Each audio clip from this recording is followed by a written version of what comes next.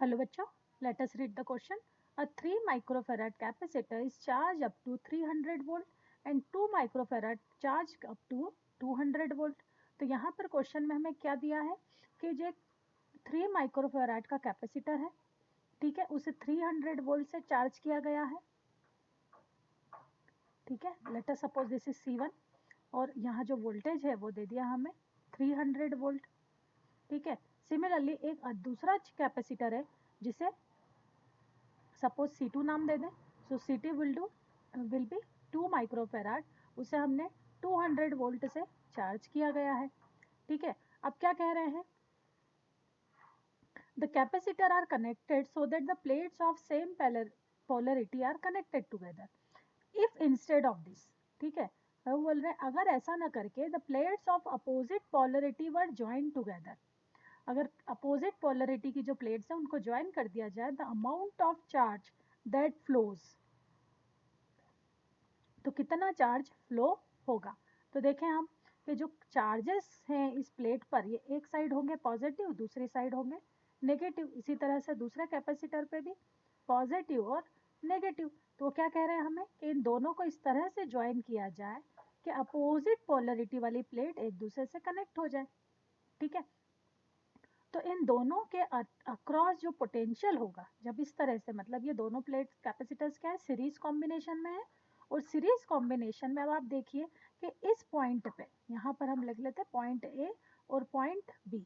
तो ए और बी के अक्रॉस जो पोटेंशियल होगा वो सेम होगा, करेक्ट. तो वही हमारा की कॉन्सेप्ट है.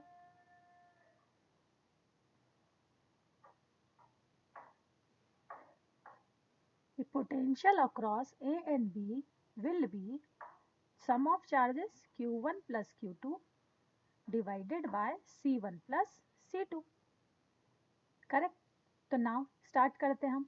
तो हम इस फॉर्मूले में वैल्यू C1 और C2 तो पता है, Q नहीं पता है, फाइंड कर लेते हैं. तो charge across first capacitor Q1 will be C1 into V1, value is given 3 into 300, so this is 900 micro coulomb.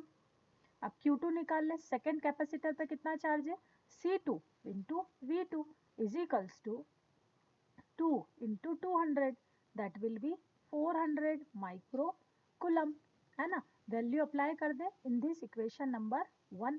तो हम कह सकते बाय 1 ये हो जाएगा कॉमन पोटेंशियल विल बी 900, ठीक है, प्लस. अब Q2 देखिए, आप एक चीज ध्यान रखिए कि यहाँ माइनस से प्लस मीन्स पोलरिटी अपोजिट है, तो जो Q2 होंगे वो होंगे -400, क्योंकि अपोजिटली पोलरिटी है ना. तो चार्जेस अपोजिट डायरेक्शन में फ्लो हो रहे हैं. इज इक्वल्स टू C1 कितना है हमारा 2 माइक्रोफेराड प्लस 3 माइक्रोफेराड, है ना. तो ये हो जाएगा हमारा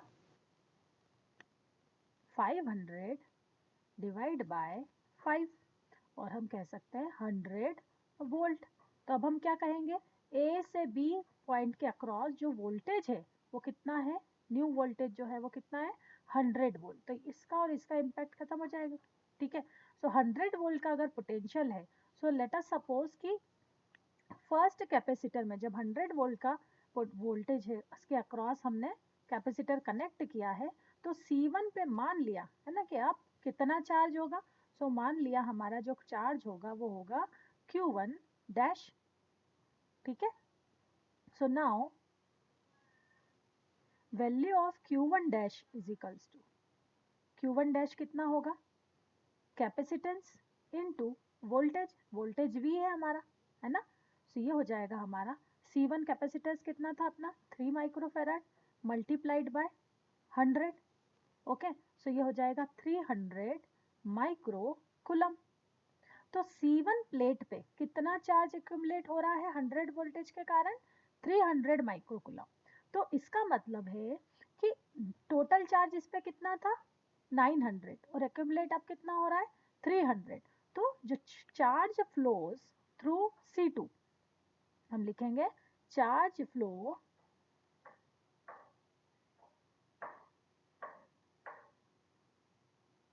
ठीक है थ्रू C2 विल बी कितना हो जाएगा, पहले हमारे पास था 900, है ना, जिसमें से अब 300 को अक्यूमुलेट कर लिया, तो 600 जो माइक्रोकुलम चार्ज है वो इस सर्किट से फ्लो होगा।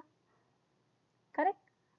तो देखिए यहाँ पर हम लिख सकते हैं, यही हमसे पूछा है, amount of charge that flows, कितना चार्ज फ्लो होगा, तो 600 माइक्रोकुलम और 600 इंटू 10⁻⁻6 कुलम, और हम लिख सकते हैं 6 into 10⁻⁻4 coulomb. So this is the final answer.